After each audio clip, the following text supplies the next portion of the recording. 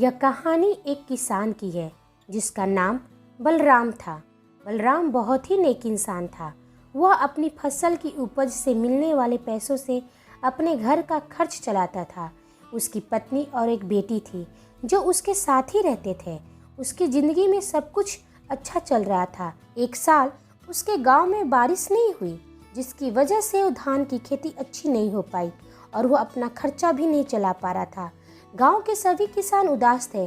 बलराम भी बहुत दुखी था और सोच रहा था कि इस साल वो अपने परिवार का भरण पोषण कैसे करेगा। सोचते सोचते वो अपने घर की तरफ जा ही रहा था, मगर सोचने में इतना व्यस्त था कि कब वो गांव से दूर निकल गया उसे पता ही नहीं चला। जब उसे होश आया तो उसने देखा तो गांव से काफ़ी दूर आ गया है। वह थक कर उसी जगह एक कुएं के पास बैठ गया और अपने आप पर दुखी होकर रोने लगा। उसके रोने की आवाज़ सुनकर कुएं बोला, सुनो, तुम क्यों रो रहे हो? बलराम यह आवाज़ सुनकर डर गया और अपने चारों तरफ देखकर पूछने लगा, कौन है? बताओ, मेरे सामने क्यों नहीं आते हो? वह कुआं फिर से बोला, मेरी तरफ देखो, तुम जिसके पास बैठे हो मैं वही कुआं बोल रहा हूँ। बलराम कुआं की तरफ देखा और आश्चर्य से बोलता है, यह कैसे संभव है? क्या कहीं कोई कुआं बोलता है? क्या मैं कोई सपना देख रहा हूँ? कुएं ने कहा, नहीं, तुम कोई सपना नहीं देख रहे हो, यह हकीकत है। मैं एक जादुई कुआं हूँ। बोलो, तुम्हारी समस्या क्या है? बलराम एक सुकून की सांस लेता और अपनी पूरी बात उस कुएं को बताता है। कुएं ने कहा, बस इतनी सी बात है? मैं तुम्हारी हर समस्या का हल कर दूंगा, पर इसके बदले तुम्हें मेरा एक काम करना पड़ेगा। किसान बोला, सच? पर क्या करना पड़ेगा मुझे? कुएं ने कहा, तुम रोज़ मेरे अंदर एक लोटा जल डालोगे और जल डालना तुम कभी नहीं भूलोगे। किसान बोला, ठीक है, यदि तुम मेरी मदद करोगे तो मैं तुम्हारे अंदर रोज़ एक लोटा जल डाल दिया करूँगा और यह तुमसे मेरा वादा है। दोनों की यह बात पक्की होने के बाद बलराम वहाँ से जाने लगा और मन में सोच रहा था, ऐसा भला कहीं होता है? यह भले ही जादुई कुआं हो, पर यह कैसे बारिश करवाएगा मेरे गाँव में? और मेरे एक लोटा जल से क्या इसकी कुआं भर जाएगी? यह कुआं कुछ भी बोलता है। किसान अपने घर पहुंचता है और अपनी पूरी बात पत्नी को बताता है। अगली सुबह जब किसान सोकर उठता है तो देखता है कि उसके गांव में बहुत तेज बारिश हो रही है। किसान और पूरा गांव बहुत खुश हो जाते हैं।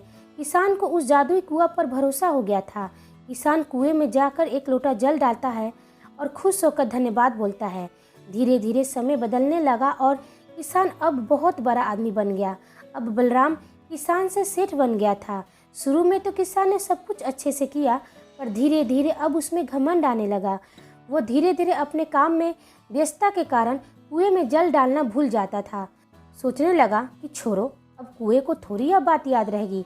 किसान यह सोचकर कि निश्चिंत हो गया था। समय बीतने लगा और किसान सब कुछ भूलकर बहुत आगे बढ़ गया था। सब कुछ उसकी ज़िंदगी में फिर से अच्छा चलने लगा था। एक दिन उसकी बेटी की बहुत ही तबीयत खराब हो गई। डॉक्टर के पास दिखवाया, पर उसकी बेटी की तबीयत ठीक ही नहीं हो रही थी। अब वह चिंतित होने लगा था। एक दिन उसकी बेटी पूरी तरह से बिस्तर पकड़ ली। डॉक्टर ने भी जवाब दे दिया था कि अब उसकी बेटी कभी ठीक नहीं हो पाएगी। किसान के पास सब कुछ था पर किसी काम का नहीं रहा। वो अपनी बेटी को ठीक भी नहीं कर पा रहा था।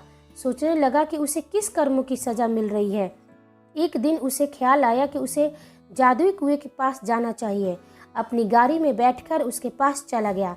उसने कुएं को आवाज़ दिया। कुएं ने कहा, जानता था कि तुम एक दिन ज़रूर यहाँ आओगे।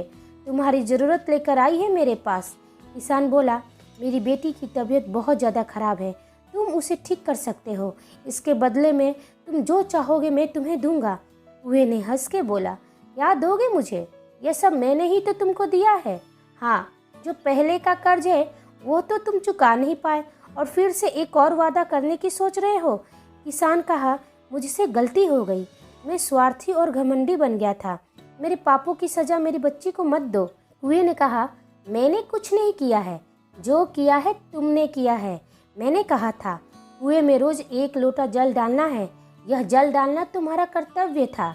जब तुम जल डालते उतना ही तुम्हारा भाग्य अच्छा होता, तुम तरक्की करते रहते, पर तुमने तो जल डालना ही छोड़ दिया। इसलिए तुम्हारे पास सब कुछ होते हुए भी किसी काम का नहीं रहा। मैंने निस्वार्थ तुमको एक लोटा जल डालने के लिए कहा था और उसके बदले मैंने तुमको सब कुछ दिया जो तुम चाहते थे। तुम जब निस्वार्थ यह काम नहीं कर पाए तो तुमसे बड़ा स्वार्थी संसार में कोई नहीं है। तुम इंसान भी बहुत ही स्वार्थी होते हो, बिना कर्म के ही फल चाहते हो। जब कर्म करने का समय आता है तो सिर्फ फल पर फोकस करते हो और कर्म करना भूल जाते हो। किसान गिड़गिड़ाकर रोने लगा, मुझे माफ़ कर दो, मुझसे गलती हो गई। कुएं को उस पर दया आ गई और बोला, ठीक है, पर मेरी एक और शर्त है। तुम्हारी बेटी के बदले मैंने तुमको जो भाग में दिया है वो सभी वापस ले लूँगा। किसान यह बात मान गया और वापस अपने घर चला गया। अब उसकी बेटी ठीक हो गई थी। उसे देखकर किसान खुश हो जाता है और मगर उसका सब कुछ चला जाता है। किसान अब संतुष्ट था और बोला, जिसकी किस्मत में जितना लिखा होता है उसे उतना ही मिलता है। किसी के देने से ना कोई अमीर होता है, ना ही उससे कुछ लेने से कोई गरीब। मेरा जो भी कमाई है यही मेरी असली कमाई है। मुझे अपनी मेहनत पर भरोसा करना चाहिए और खुश रहना सीखना चाहिए। दोस्तों, मेरी नई कहानी पसंद आई है तो प्लीज़ वीडियो को लाइक करें और चैनल को सब्सक्राइब करें। अब प्लीज़ मेरी कहानी के बारे में कमेंट बॉक्स में लिखना ना भूलें। आप सभी को मेरी कहानी सुनने और देखने के लिए धन्यवाद।